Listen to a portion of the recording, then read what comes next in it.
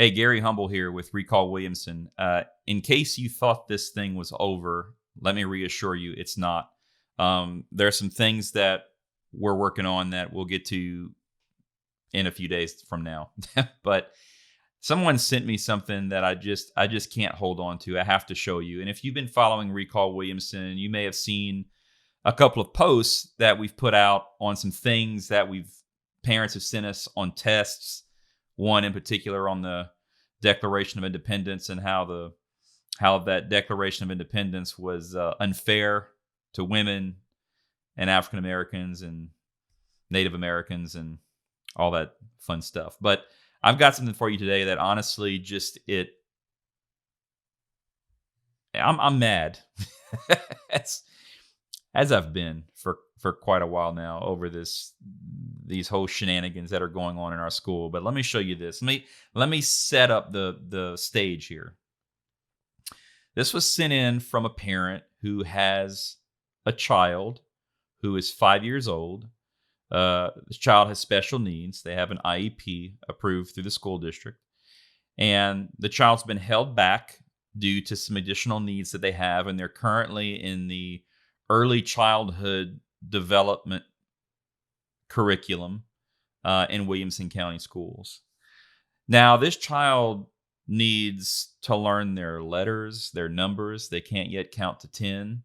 They need some occupational help, just, learning how to hold a pencil, simple things.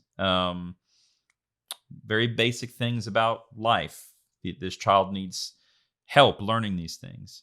And you would expect, as this parent did, that whenever they're going to school, these are the things that they're learning. But here's their activity that they spent a great part of the day on yesterday. They got to color and talk about masks. I might wear masks for dress up, playing with friends, or going to parties. Because masks are cool. Lots of people wear masks to stay healthy and strong. They wear them to keep their germs to themselves. Really. Yeah, that's why we've always worn masks in our society, to keep germs to ourselves. So we've been told. It's never to keep germs out of our bodies. It's to keep germs to ourselves. That's why we wear masks now in our society. There are many different looking masks, which is fun. It is important to wear the mask correctly so it covers my mouth and nose. Of course it is. It's everybody's job to keep germs. Man, this one takes the cake. It's everybody's job to help keep germs to themselves, just like washing hands. Really. I mean, I don't know about you, but there's never been a time in my life that I can recall that I washed my hands to keep my own germs to myself. Typically, the action of washing hands actually removes the germs from my hands that I most likely picked up from somewhere else so that I don't get myself sick. Parents, people, citizens, Williamson County, Tennesseans, we can't ignore stuff like this. This is social conditioning. By the way, this child, per their parents' request, has a mask exemption because, number one, the parent feels like it's not healthy for this child to wear a mask, but two, this child has special needs and has an IEP, and there are medical reasons why this child cannot wear a mask.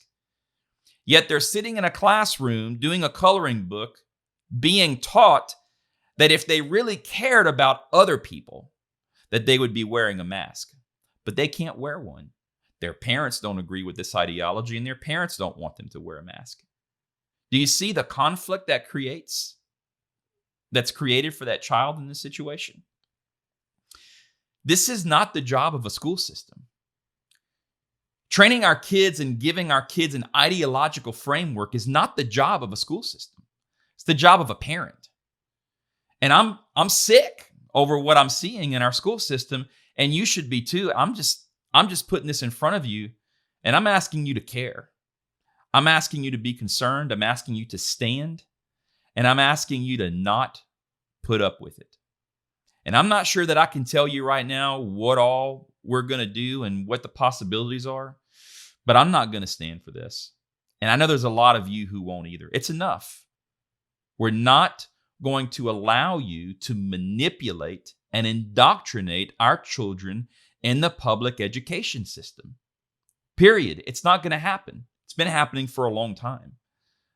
I think those days are coming to an end. I think Penny Schwinn needs to be fired. I will call for her termination immediately. The governor made a tremendous mistake reappointing this woman as our commissioner of education over the state. She needs to go. She needs to go.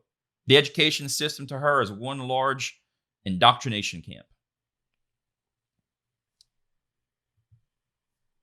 Sometimes I wear masks for fun. It's just what we do around here when we want to have fun in Williamson County. We wear colorful masks